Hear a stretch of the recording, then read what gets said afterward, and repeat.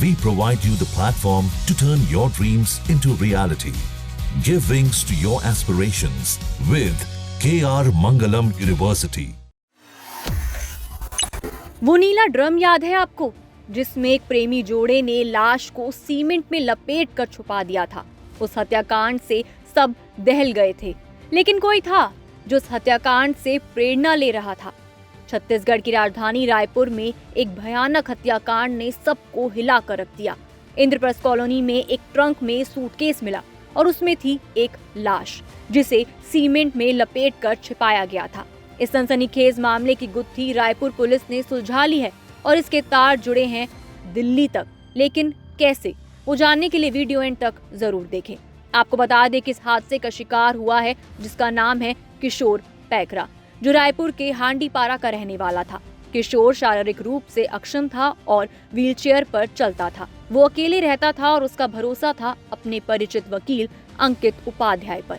लेकिन उसने क्या सोचा था कि ये भरोसा उसकी जान ही ले लेगा। किशोर की लाश को सूटकेस में सीमेंट में लपेटकर इंद्रप्रस्थ कॉलोनी में फेंक दिया गया।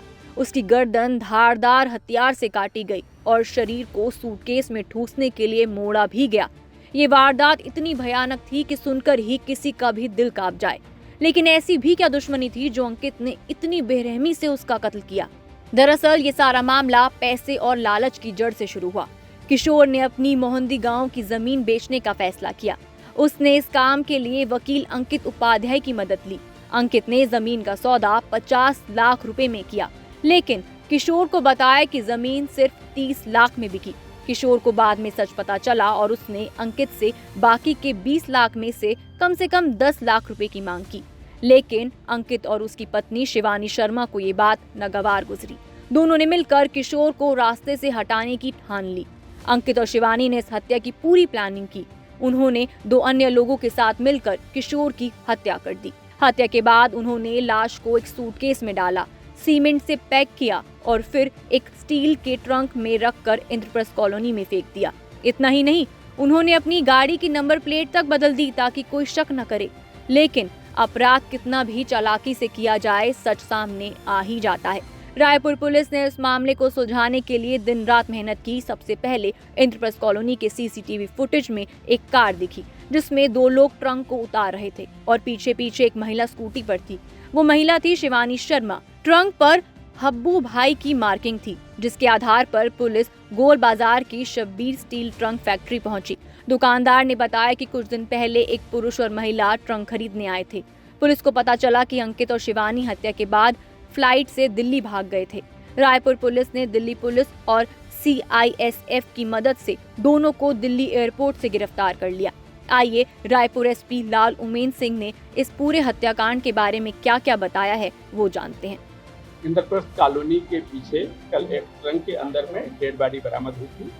इस पर से थाना DD नगर में मर्ग क्रमांक 41/2025 के रात में मर्ग कायम किया जा करके उसकी जांच की जा रही थी। अज्ञात मृतक के संबंध में पूछताछ किए जाने, पता तलाश किए जाने पर उसको किशोर पैकरा के रूप में उसकी शिनाख्त हुई। मर्ग जांच पर अपराध पाए जाने से थाना DD नगर में अपराध क्रमांक 255/2025 धारा 103(1) BNS के तहत में हत्या का अपराध पंजीबद्ध कर विवेचना किया जा रहा था। इस दौरान प्राइम सस्पेक्ट के रूप में अंकित उपाध्याय और उसकी पत्नी शिवानी शर्मा के रूप में आइडेंटिफाई हुई। क्योंकि ये भागने के फरार में थे, इसलिए दिल्ली पुलिस और एयरपोर्ट सिक्योरिटी के माध्यम से इसको दिल्ली में डिटेन किया गया है। यहाँ से पार्टी लेने के लिए भेजी गई है।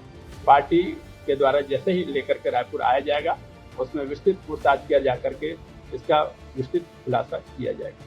आपको बता दें कि पुलिस को शक है कि इस हत्याकांड में 4 से 5 लोग शामिल थे। 2 अन्य आरोपियों को रायपुर से गिरफ्तार किया गया है और 2 प्रॉपर्टी डीलरों से भी पूछताछ चल रही है। पुलिस का मानना है कि किशोर की प्राइम लोकेशन की प्रॉपर्टी पर अंकित और शिवानी की पहले से नजर थी। उन्होंने किशोर का भरोसा जीता और फिर इस खौफनाक साजिश को अंजाम दिया।